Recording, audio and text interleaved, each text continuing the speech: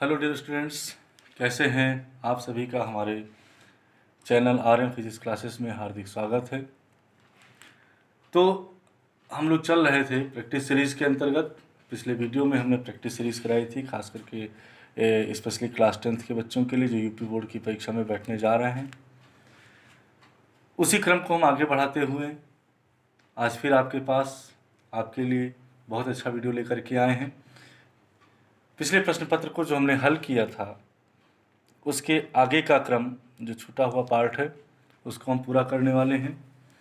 तो नया वीडियो शुरू करने से पहले हम आपको बता दें, अगर आपने हमारे चैनल को अभी तक सब्सक्राइब नहीं किया है तो चैनल को सब्सक्राइब कर लें, बेल आइकन को प्रेस कर लें। तो चलते हैं, ज़्यादा समय ना लेते हुए स्टार्ट करते हैं हम लोग।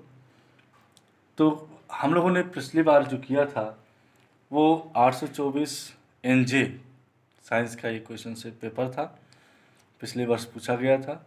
इसमें हमने क्वेश्चन नंबर 3 तक हमने किया था और 3 का पहला पार्ट हमने किया था। अब हम क्वेश्चन नंबर 3 के आगे अगला पार्ट लेके चल रहे हैं। इसका सेकंड पार्ट है, ये आपकी स्क्रीन पे दिख रहा है। एक वैद्युत उपकरण पर लिखा है 2.3 किलोवाट व 230 वोल्ट। इसकी पूरी क्षमता से कार्य करने पर इसमें कितनी विद्युत धारा का प्रवाह होगा। आपको क्या दे रखा है, पावर दे रखा है, आपको वोल्टेज देख रखा है और आपसे ये बताना है, पूछा गया है कि अगर ये पूरी कार्य क्षमता से कार्य करता है तो इससे कितनी धारा प्रवाहित होगी, यानी उपकरण में कितनी धारा बहेगी। साथ ही आपको गणना करना है प्रतिरोध की, और यह भी गणना करना है कि यदि इसे हम 10 घंटे तक कार्य करने दी जाए तो इसमें कितने किलोवाट आवर यानी किलोवाट घंटा की विद्युत ऊर्जा व्यय होगी।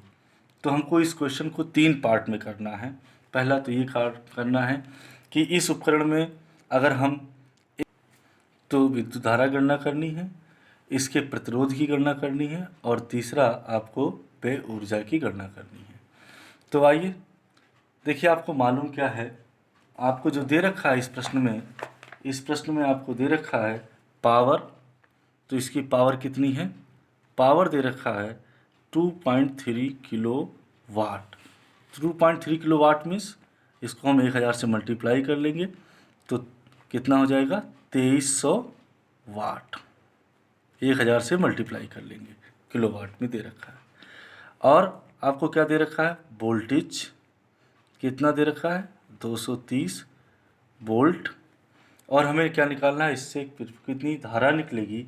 तो हम जानते हैं कि पावर के लिए फार्मूला क्या है, पावर, वोल्टेज और करंट। पहला स्टेप आपको क्या करना है, करंट निकालना है। तो पावर, वोल्टेज और करंट के बीच रिलेशन क्या है, P = VI। तो हम इस इक्वेशन को, इस रिलेशन को ले लेंगे तो I बराबर क्या हो जाएगा, P/V। तो हम इसमें वैल्यू सब्सटीट्यूट कर दें तो पावर कितना है आपका दे रखा है 2300 और वोल्टेज कितना दे रखा है 230। तो 230 और 230 1 जा 230 और ये कितने बार जाएगा 10 जा। तो कितना आ गया, आई बराबर कितना आ गया आपका, आई बराबर वैल्यू आपकी आ गई 10 एम्पियर। तो ये पहला पार्ट आपका पूरा हो गया। इसके बाद आपका सेकेंड पार्ट क्या निकालना है, आपको प्रतिरोध की गणना करनी है। किसकी गणना करनी है, प्रतिरोध का। तो उसके लिए आपको क्या करेंगे, हम जानते हैं ओम का नियम क्या कहता है, ओम का नियम लगा दें। ओम के नियम से, ओम के नियम से क्या, तो ओम के नियम से बल्ब का या उपकरण का प्रतिरोध आप याद कर सकते हैं। उपकरण का प्रतिरोध क्या हो जाएगा, R बराबर V/I। तो V कितना है वोल्टेज आपका है 230 वोल्ट और आई की वैल्यू आपने कैलकुलेट की है कितनी 10 एम्पियर, तो 0 कैंसिल हो गया, तो आर इक्वस टू कितना आ गया 23 ओम। तो ये आपका आ गया इस उपकरण का रजिस्टेंस। थर्ड पार्ट आपको क्या करना है, थर्ड पार्ट आपको ये करना है कि इससे कितनी ऊर्जा व्यय होती है ये आपको कैलकुलेट करना है किलोवाट आवर में। तो हम जानते हैं व्यय वैद्युत ऊर्जा का फार्मूला क्या है, फार्मूला है वाट गुणे समय बटा 1000 बटा 1000। तो इससे हम यूनिटों की संख्या निकाल सकते हैं।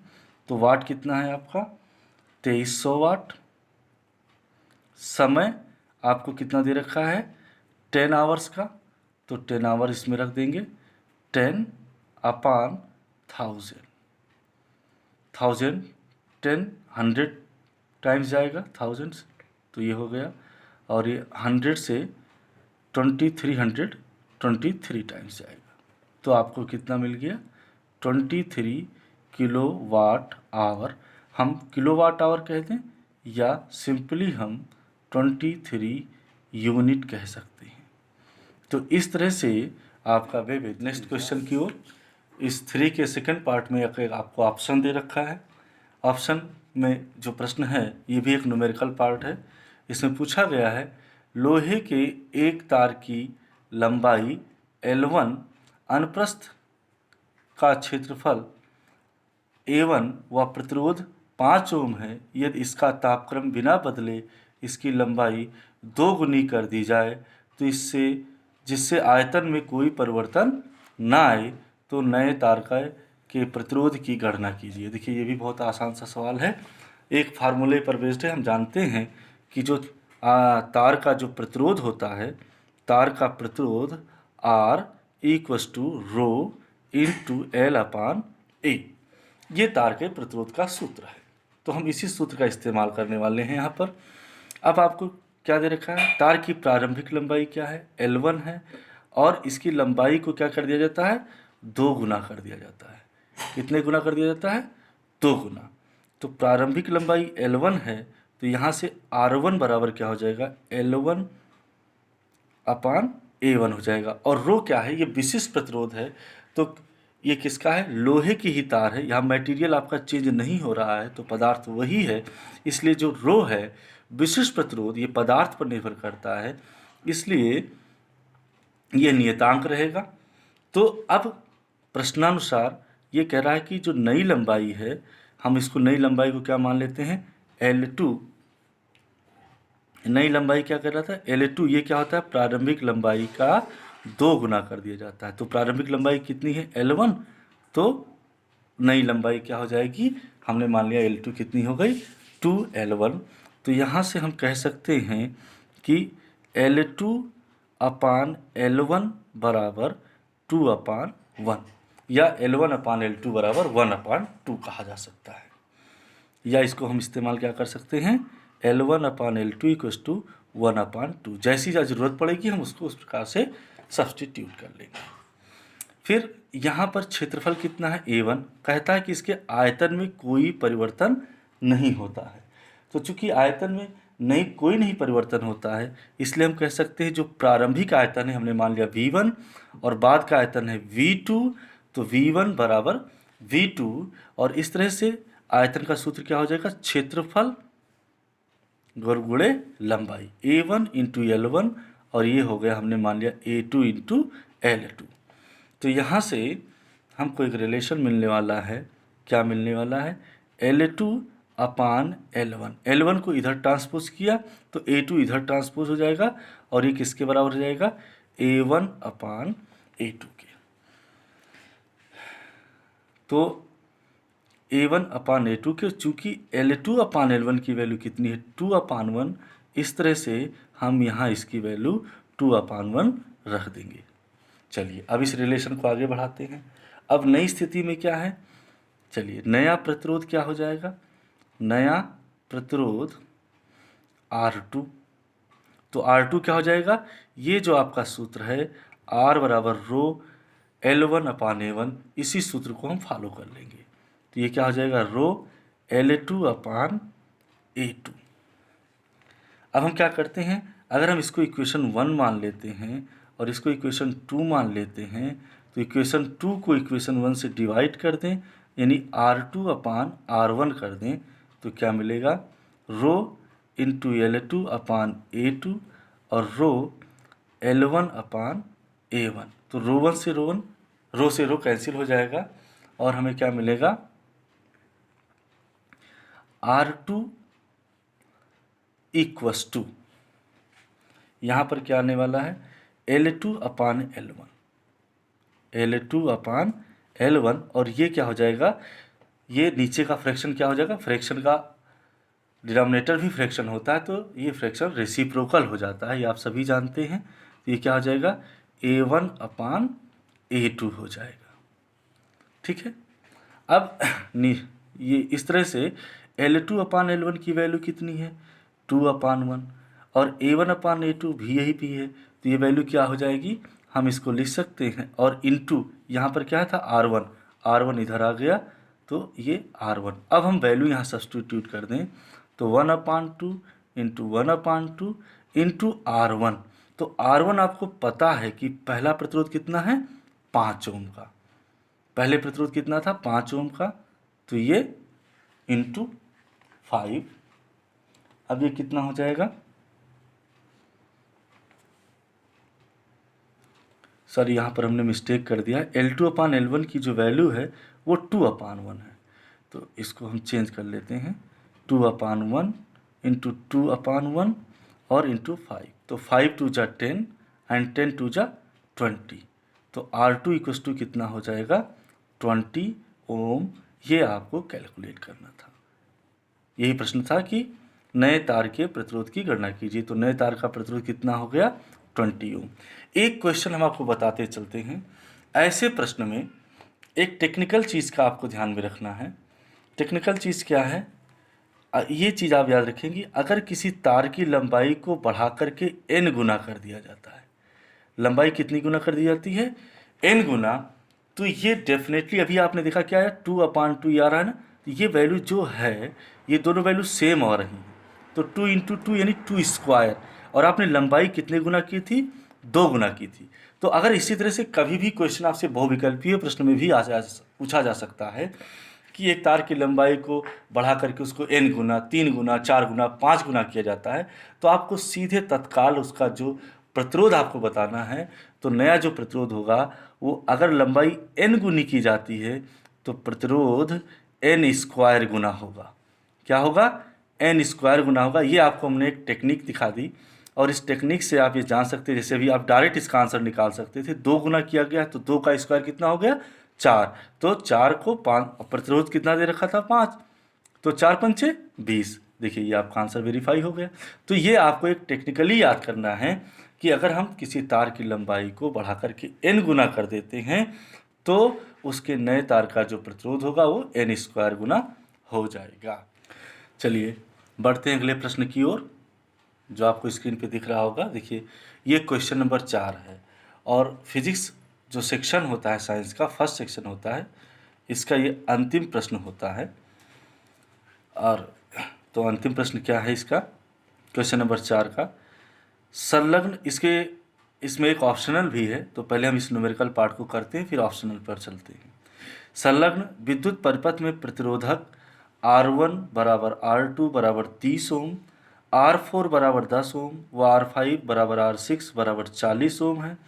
प्रयुक्त बैटरी 16 वोल्ट व शून्य आंतरिक प्रतिरोध वाली है। बैटरी का जो आंतरिक प्रतिरोध है वो क्या है, 0। प्रत्येक प्रतिरोधक R1, R2, R3, R4, R5 व R6 में बहने वाली विद्युत धाराएं क्रमशः I1, I2, I3, I4, I5 व I6 हैं, व प्रत्येक के सिरों के बीच विभवांतर V1, V2, V3, V4, V5, V6 की गणना करनी है। आपको क्या करना है, V1, V2, V3, V4, V5, V6 की गणना करनी है। परिपथ में बहने वाली कुल धारा की भी गणना करनी है। तो चलिए देखते हैं। परिपथ आपके सामने है, यहाँ देख सकते हैं ये परिपथ है, ये बैटरी लगी हुई है, यहाँ पर 3 प्रतिरोध R1 R2 R3 हैं, एक प्रतिरोध R4 है, R5 और R6। तो देखिए इस परिपथ में यहाँ पर जो प्रतिरोध जुड़े हुए हैं, पहले इन प्रतिरोधों को समझना होगा। देखिए प्रतिरोधों का संयोजन दो प्रकार से होता है मेनली, एक तो होता है सीरीज कॉम्बिनेशन और एक होता है पैरेलल कॉम्बिनेशन। तो आपको हम बताते चले कि कैसे पहचान करेंगे कि ये प्रतिरोध समांतर क्रम में जुड़े हुए हैं या श्रेणी क्रम में हैं। तो ये देखिए कि जो बैटरी आपकी है, इस बैटरी से करंट, हम जानते हैं कि पॉजिटिव टर्मिनल से नेगेटिव टर्मिनल को करंट फ्लो करती है, ठीक है। तो अब यहाँ पर देखें, जब यहाँ से करंट स्टार्ट हुई और इस पर पहुँची, तो यहाँ पर देखिए देयर आर 3 ब्रांचेस, तो करंट क्या होगा, यहाँ से इन ब्रांचेज में बढ़ जाएगा। चूंकि करंट डिस्ट्रीब्यूट हो रहा है ब्रांचेज में, तो ये प्रमाणित करता है, ये इस बात को सिद्ध करता है कि ये प्रतिरोध किस प्रकार से हैं, समांतर संयोजन में है, ठीक है। अब जो करंट यहाँ से इन संयोजन से होकर के आ रही है, यानी नेट करंट जो इसमें इंटर कर रही थी, सेम करंट यहाँ से पास आउट होगी और वही करंट R4 में जा रही है। इसका मतलब क्या हुआ कि ये जो संयोजन है, ये संयोजन का जो तुल्य बनेगा, वह तुल्य संयोजन, तुल्य प्रतिरोध इसके साथ किस क्रम में होगा, श्रेणी संयोजन में होगा। और फिर पुनः इसी प्रकार से R5 और R6 ये समानांतर संयोजन में हैं और R4 के साथ श्रेणी क्रम में है। तो इस प्रकार से देखा जाए तो ये आपकी पूरी की पूरी समांतर संयोजन, ये समांतर संयोजन, ये समांतर और ये समांतर और ये प्रतिरोध R4, ये तीनों आपस में श्रेणी संयोजन में जुड़े हुए हैं। तो चलिए पहले हम क्या करते हैं, इनका तुल्य प्रतिरोध निकालते हैं। तो इसके लिए हमने क्या मान लिया, जिस टर्मिनल से करंट यहाँ पर डिस्ट्रीब्यूट हो रही है उन टर्मिनल को नाम दे देते हैं। हमने नाम दे दिया A एंड B। तो हम क्या निकालते हैं, सबसे पहले A और B के बीच तुल्य प्रतिरोध हम मान लेते हैं क्या है, RAB मान लेते हैं।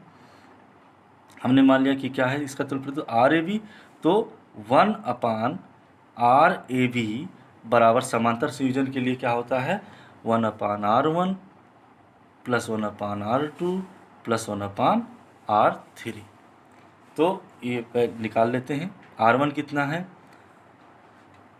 R1 R2 ये आपके 30 ओम के हैं,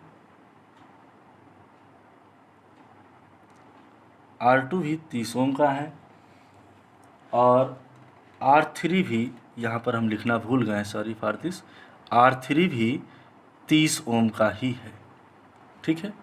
तो R3 भी 30 ओम का है, तो 1/30। तो इस तरह से कितना हो जाएगा, 3/30, 3 1 जा 3, 3 10 जा 30, तो ये कितना आ गया 1/10। ये किसका है, ये RAB है, A और B के बीच का तुल्य प्रतिरोध। तो इस तरह से RAB कितना हो जाएगा, जब हम इसका रेसिप्रोकल लेंगे तो इसका भी रेसिप्रोकल हो जाएगा, कितना हो जाएगा 10 ओम। ये A और B के बीच का तुल्य प्रतिरोध हो गया। इसी प्रकार से हम C और D, यहाँ एक टर्मिनल सपोज कर लेते हैं और C और D के बीच का तुल्य प्रतिरोध निकालते हैं। चूँकि ये भी श्रेणी क्रम में है तो इसलिए 1/RCD ये इसका तुल्य प्रतिरोध हो गया और ये हो जाएगा किसके इक्वल, R5 और 1/R6 के। तो R5 और R6 कितने कितने ओम के हैं, ये 40 ओम के हैं। तो हम इसको लिख सकते हैं 1/40 प्लस 1/40। तो 1/40 1/40 एक सिंपल सा फ्रैक्शन है, तो इसका एडिशन कितना आएगा 2/40। तो 2 1 जा 2, 22 जा 40। तो this implies 1/RCD equals to 1/20। तो C और D के बीच जो इक्विवेलेंट प्रतिरोध निकल के आया वो कितना आ गया 20 ओम। अब RAB, RCD और R4, RAB A और B के बीच का तुल्य प्रतिरोध, R4 और C और D के बीच का तुल्य प्रतिरोध, ये तीनों कैसे हैं आपस में, श्रेणी संयोजन में है। इसलिए परिपथ का तुल्य प्रतिरोध, परिपथ का तुल्य प्रतिरोध हम कैलकुलेट कर सकते हैं। R बराबर क्या हो जाएगा, RAB plus R4 plus RCD और ये कितना हो गया 10 प्लस R4 कितना है, ये भी 10 ओम है, ये दे रखा है आपको। RCD अभी आपने निकाला कितना है 20 ओम, तो ये कितना आ गया R इक्वस टू 40 ओम। तो R कितना आ गया 40 ओम। अब इससे हम क्या करते हैं, इस परिपथ में बहने वाली धारा की गणना कर लेते हैं। तो परिपथ में प्रवाहित धारा I बराबर क्या हो जाएगा V/R। तो वोल्टेज हमने कितना दे रखे हैं, वोल्टेज हमने सप्लाई कितनी दे रखी है 16 वोल्टेज की दे रखी है। कितनी वोल्टेज की दे रखी 16।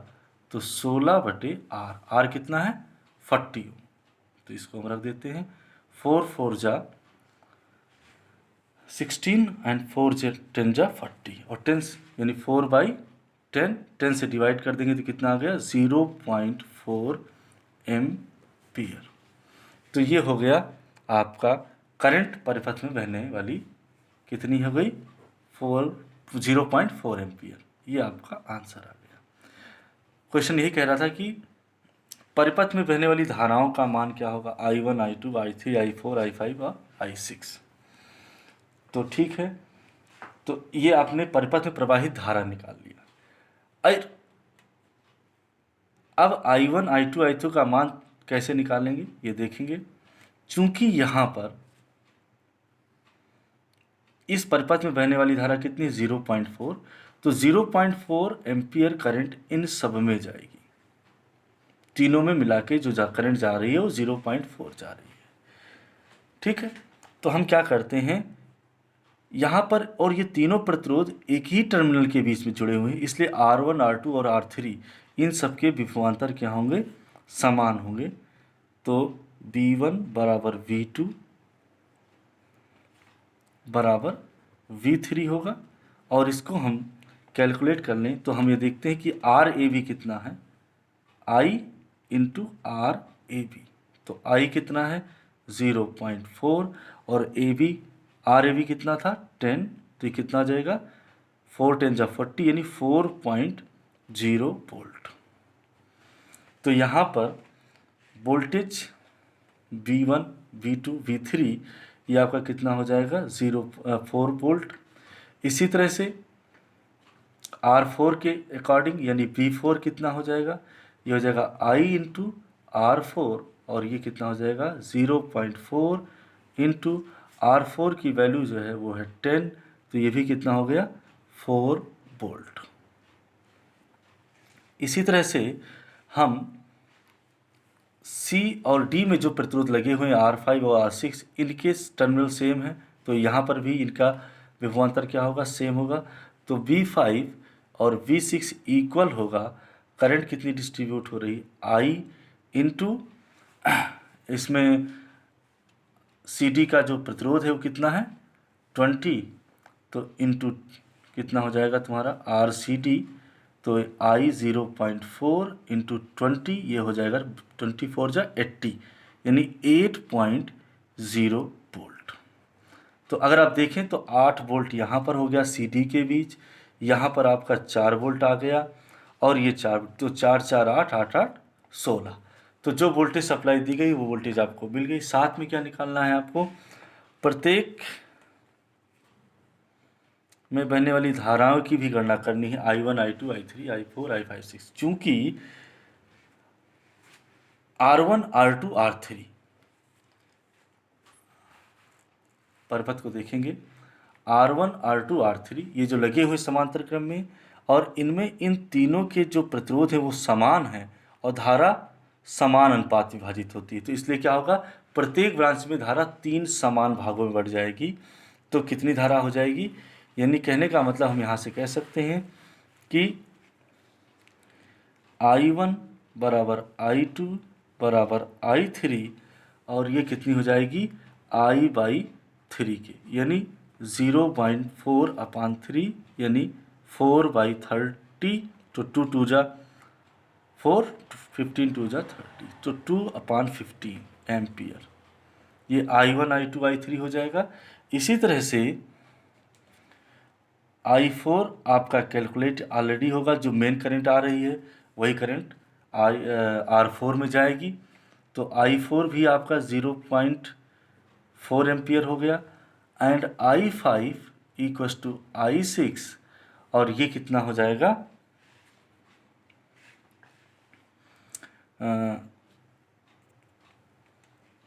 तो ये कितना हो जाएगा, इसको देखने के लिए हम देखें तो R5 और R6 इन दोनों के मान क्या हैं, 40 ओम।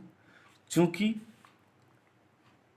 प्रतिरोध समान है इसलिए धाराएं भी प्रत्येक में समान रूप से जाएगी। तो कितनी धारा हो जाएगी, I5 बराबर I6 बराबर हो जाएगा 0.4/2। तो ये कितना हो जाएगा, 0.2 एम्पियर। तो I5 में भी 0.2 हो गया, I6 में 0.2 हो जाएगा। तो इस तरह से आपने R1 R2 R3 R4 I5 और R6 में बहने वाली, यानी प्रत्येक प्रतिरोध में बहने वाली धारा की गणना कर ली। ये धारा कितनी हो गई, ये हो गई, ये I4 में हो गई, I5 और R6 आ गया, आपको वोल्टेज प्राप्त हो गया। और परपथ में बहने वाली कुल धारा की भी आपने गणना कर ली। कुल धारा का मान कितना है, कुल धारा का मान आपने निकाला है 0.4 एम्पियर, 0.4 एम्पियर। अभी इस प्रश्न का एक ऑप्शनल पार्ट रह गया है और ये बहुत ही इम्पॉर्टेंट है, उसको हम अकेले एक स्पेशल वीडियो में देने वाले हैं, जिसको हम नेक्स्ट वीडियो में और बहुत ही जल्दी देंगे। अगला प्रश्न जो है वो मैं आपको बता दूँ, इसका ऑप्शनल प्रश्न है,